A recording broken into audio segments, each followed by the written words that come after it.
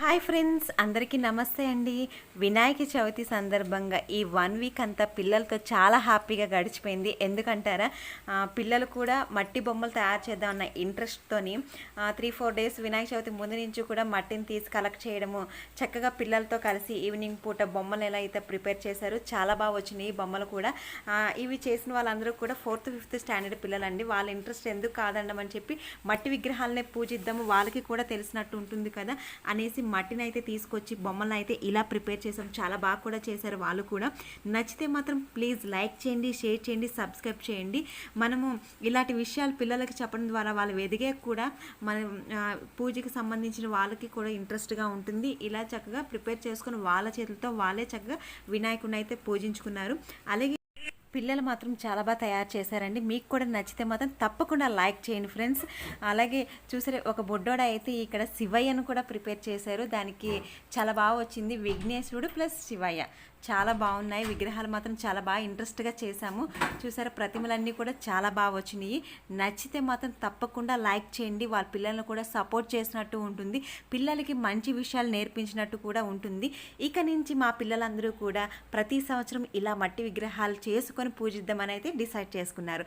మా ఇంట్లో మా గణేషుని అయితే ఈ విధంగా పూజించేసామండి. గణేషుడు అయితే ఫుల్ హ్యాపీ అనేసి మేము అనుకుంటున్నాము.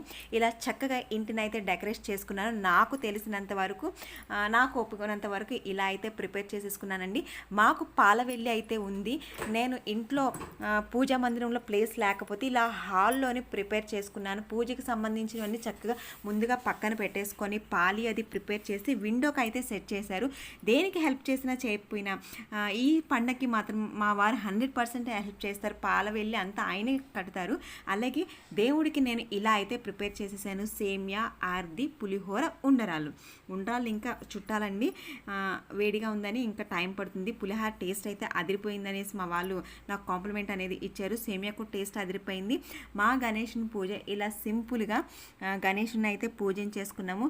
ఈ పూజ మీకు నచ్చినట్టయితే తప్పకుండా లైక్ చేయండి ఫ్రెండ్స్. స్కిప్ చేయకుండా చూడండి.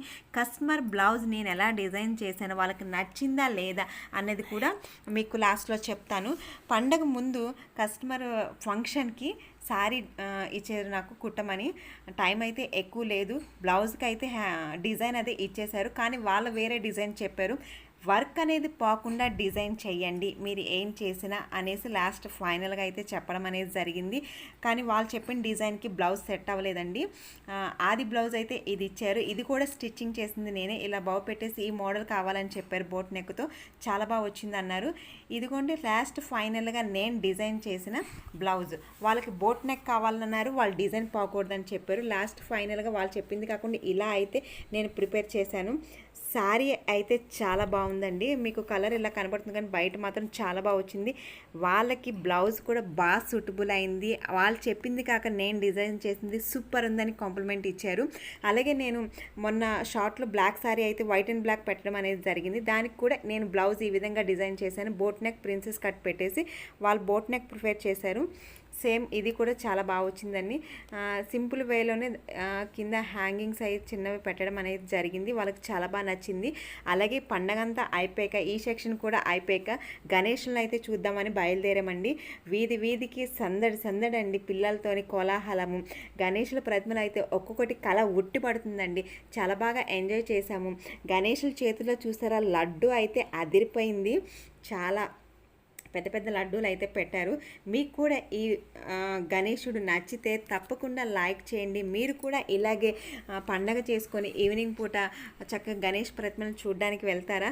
అలాగే బయట కొంచెం వర్షంగా ఉండడం అయితే దగ్గరలో ఉన్న బొమ్మల్నే కవర్ చేసుకొని వచ్చాము. ఆ గణేషుని అనుగ్రహం అందరికీ ఉండాలని కోరుకుంటూ వీడియో నచ్చితే తప్పకుండా లైక్ చేయండి, షేర్ చేయండి, సబ్స్క్రైబ్ చేయండి ఫ్రెండ్స్.